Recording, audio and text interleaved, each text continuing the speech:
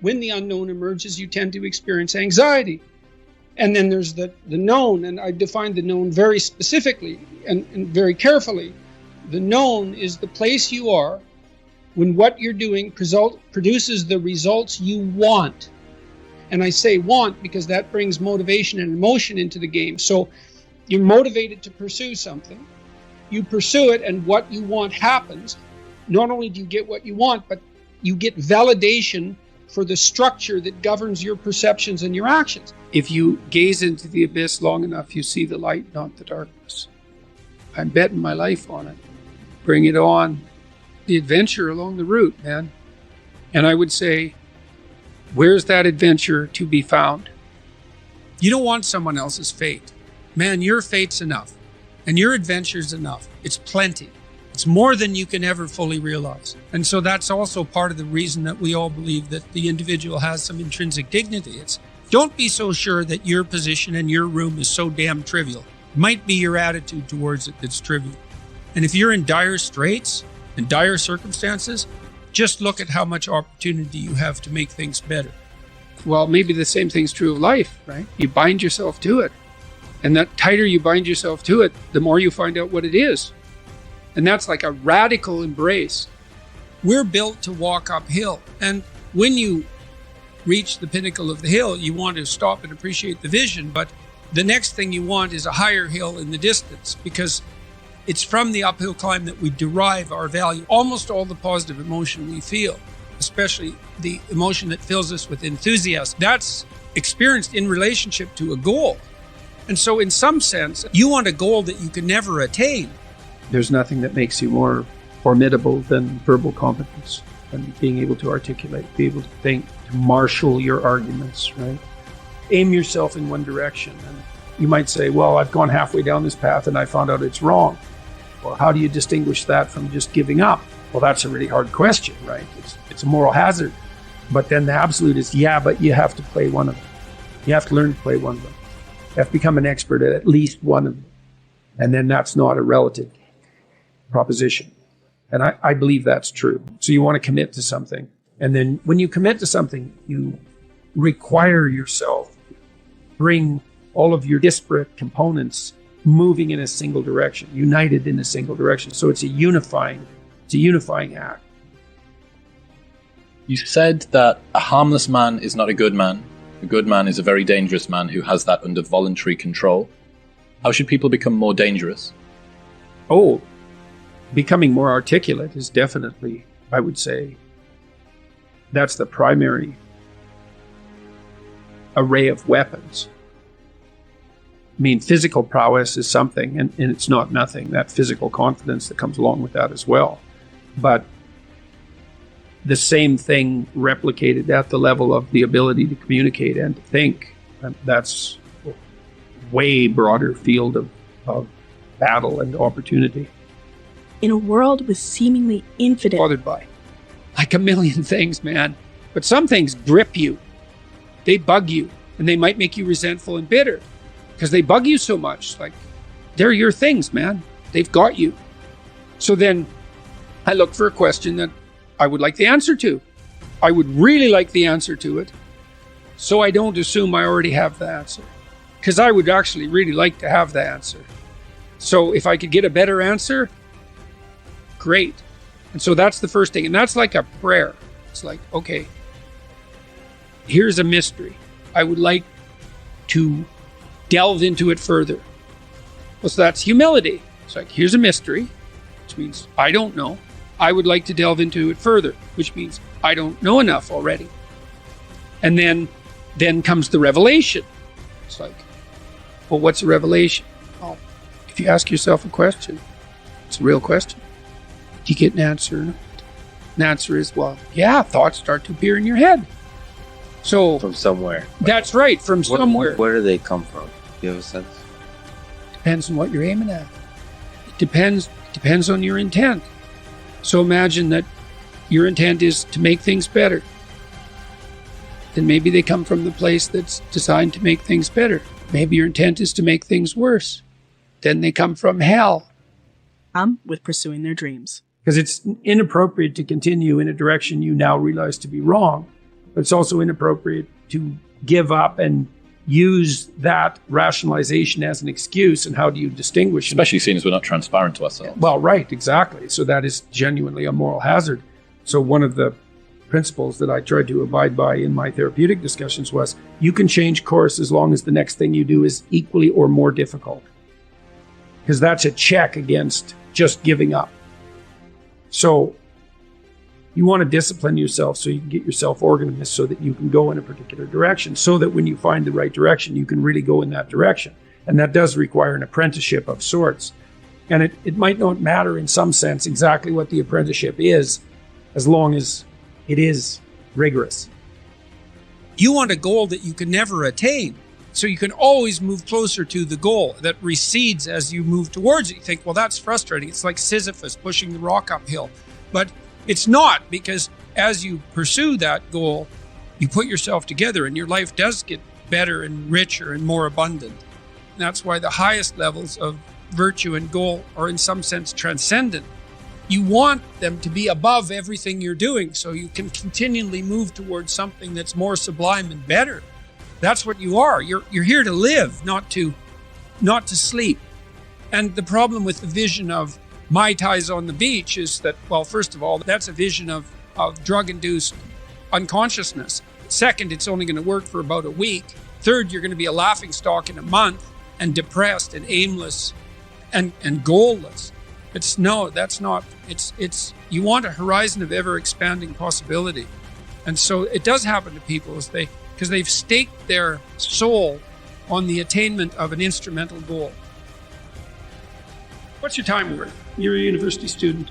Well, it's certainly worth minimum wage, because obviously, but it's worth way more than that, because if you spend a productive hour when you're 20, then you gain the benefits of that hour for the rest of your life. So there's the compounding effect of time spent when we were young.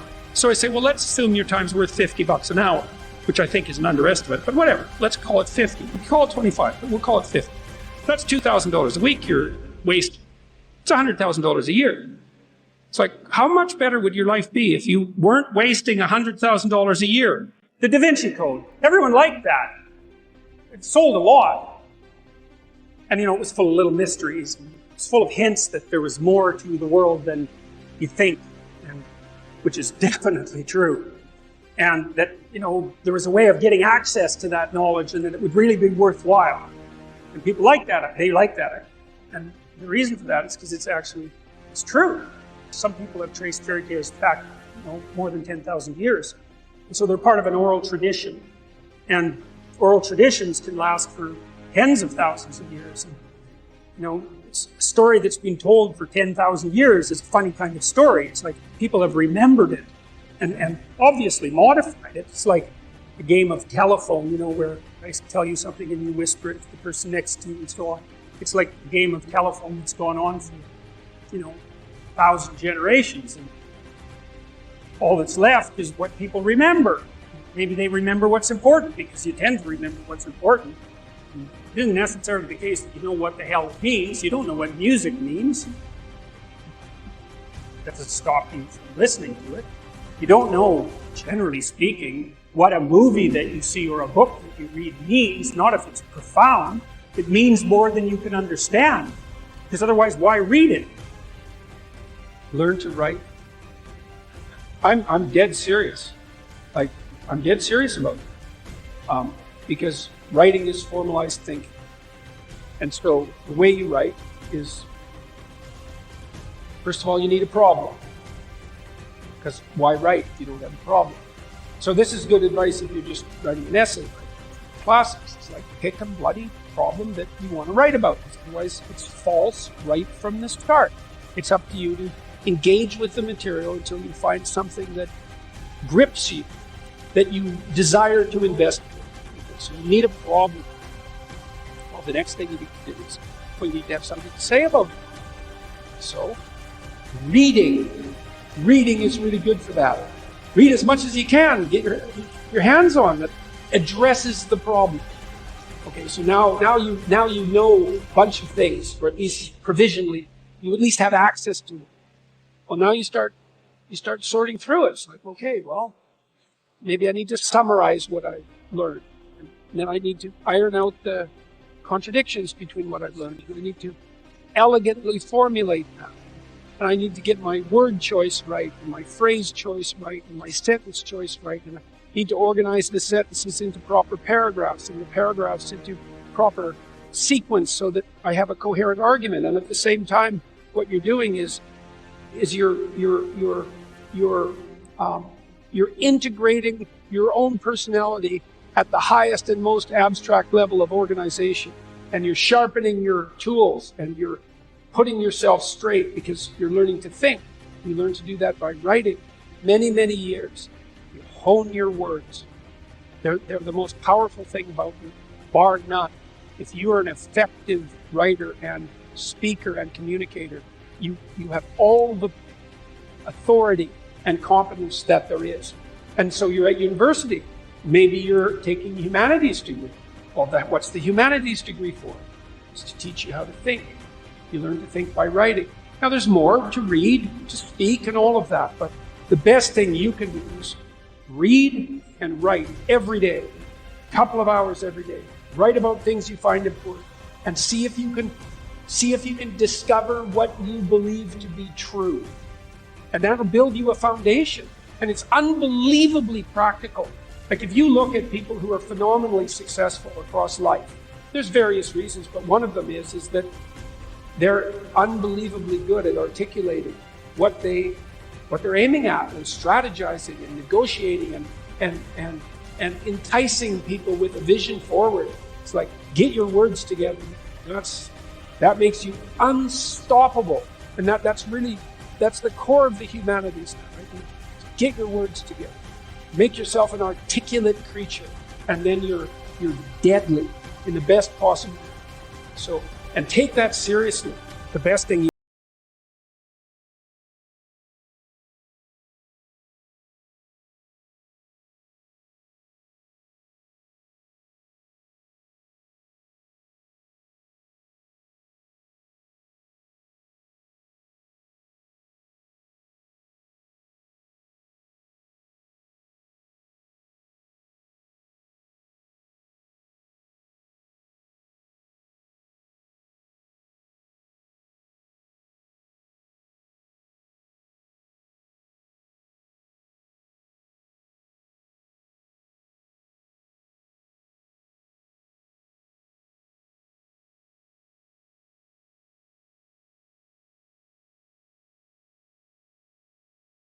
people who've been staggeringly successful and watched them throughout my life. I mean, those people, you don't want to have an argument with them. They'll just slash you into pieces. And not in a malevolent way. It's like, if you're going to make your point and they're going to make their point, you better have your points organized, because otherwise you are going to look like and be an absolute idiot. You are not going to get anywhere.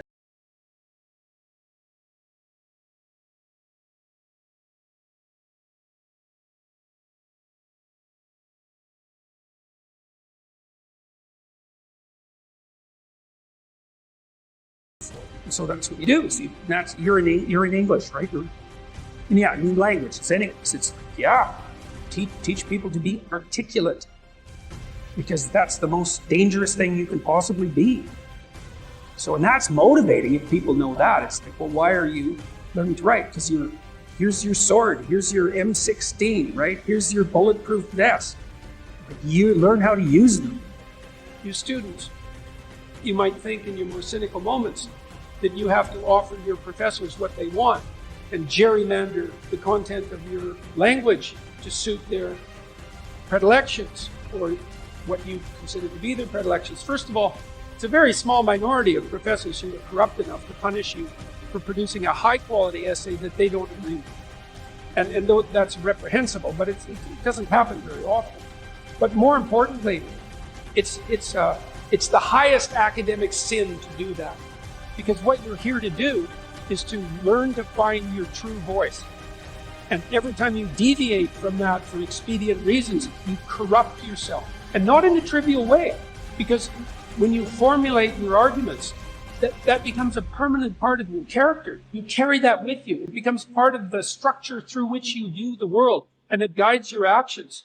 And so you hold your words pristine, and you work in a dedicated way to become as articulate and clear as you can possibly become. And there's nothing that's more practical and noble than that at the same time. If you come out of here able to speak and think and write, no matter where you go, like you're headed for the pinnacle, and hopefully in a way that's positive for everyone.